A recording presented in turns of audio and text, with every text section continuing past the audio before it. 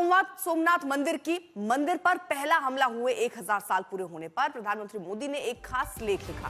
प्रधानमंत्री मोदी ने अपने लेख में कहा, सोमनाथ शब्द सुनते ही दिल और दिमाग गर्व से भर जाता है। ये केवल एक मंदिर नहीं बल्कि भारत की सभ्यता, संस्कृति, अटूट आस्था का प्रतीक। उन्होंने बताया, सोमनाथ मंदिर भारत के 12 ज्योतिर्लिंगों में पहला है और 12 ज्योतिर्लिंगों स्रोत की पहली पंक्ति ही इसकी महानता को दर्शाती। वर्ष 1026 में विदेशी आक्रांता महमूद गजनवी ने इस पवित्र स्थल पर हमला कर इसे नष्ट करने का प्रयास किया।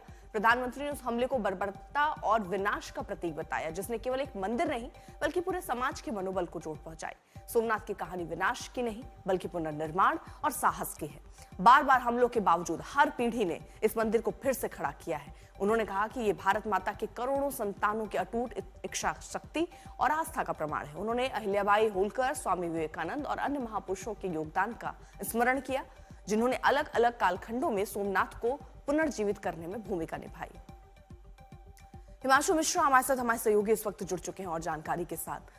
हिमांशु, प्रधानमंत्री याद कर रहे हैं केवल सोमनाथ मंदिर को नहीं, कैसे ये भारत की सभ्यता, संस्कृति का एक परचम अभी भी खड़ा है और कैसे सबका योगदान रहा, उसका जिक्र भी कर रहे हैं प्रधानमंत्री। देखिए, बिल्कुल प्रधानमंत्री ने जिस तरीके से सोमनाथ के ऊपर जो आक्रमण हुआ था, जो विनाशकारियों ने इस पे काम किया था, उसके ऊपर उन्होंने पूरा ब्लॉग लिखा है। 1000 वर्ष की जो गाथा है उसको लिखा है।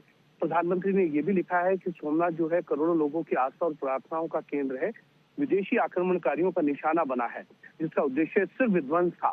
सोमनाथ की गाथा जो है वो विध्वंस की कहानी नहीं है, पिछले 1000 साल से चली आ रही भारत माता की करोड़ों संतानों के स्वाभिमान की गाथा है और ये भारत वासियों के अदम्य साहस की गाथा है।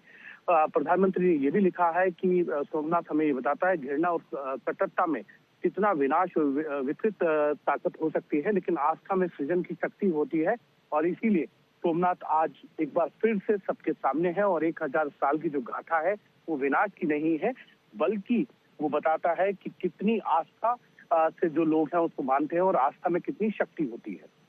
चलिए, बहुत बहुत शुक्रिया आपका तमाम जानकारी के लिए।